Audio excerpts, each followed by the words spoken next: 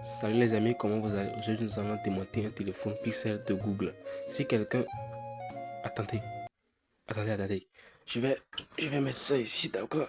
Voilà, c'est bon. Je disais que si quelqu'un reconnaît la marque exacte du téléphone, qu'il nous le dise dans les commentaires.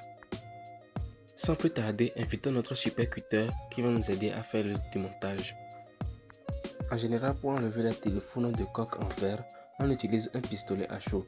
Mais comme moi je vais faire le démontage de façon destroy, nous allons utiliser le cutter, les pinces. Étant donné que le téléphone est vissé avec des vis à laine, ça rend le travail un peu plus difficile. Mais encore beaucoup plus destroy. Et puis bon, pour ceux qui se posent la question pour le téléphone, c'est un téléphone qui ne fonctionne pas. La batterie a rendu l'âme, la carte mère a rendu l'âme, l'écran a rendu l'âme, tout a rendu l'âme. Wow! Je disais que la batterie a rendu l'âme, mais ça peut exploser à tout moment. On va aller déconnecter, puis le cacher quelque part en attendant. Sinon ça peut exploser à tout moment à ce niveau. Et puis ça a commencé à chauffer, il y a eu tellement peur. Et avant de continuer, n'oubliez pas de liker, de vous abonner. Merci. Bon, là nous allons enlever ce que nous pouvons enlever, histoire de pouvoir enlever la carte mère, puis ensuite enlever la petite caméra et les haut-parleurs. Bon, un peu de ce qu'on peut enlever quoi. Et là nous allons enlever le capteur photo secondaire. Cette petite caméra, c'est un capteur photo secondaire. Il permet de je ne sais pas quoi.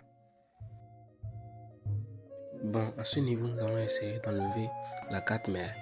Bon, la carte mère, elle est un peu dure à enlever. Non seulement elle est bien fixée, en plus elle est rigide. Regardez, on dirait un quartier électronique. Lui, c'est le lecteur SIM. C'est lui qui permet de lire les informations sur nos cartes SIM. Dites-moi en commentaire si l'or est un conducteur de courant.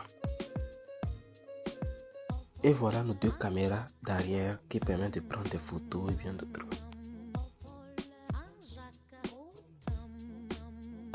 Lui, c'est le capteur biométrique. Dites-moi en commentaire à quoi ça sert vraiment les capteurs biométriques parce que vraiment, moi j'en ai aucune idée.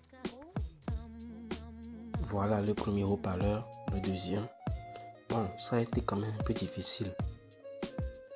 Vous pensez sûrement que c'est du simple papier jaune. Eh bien non.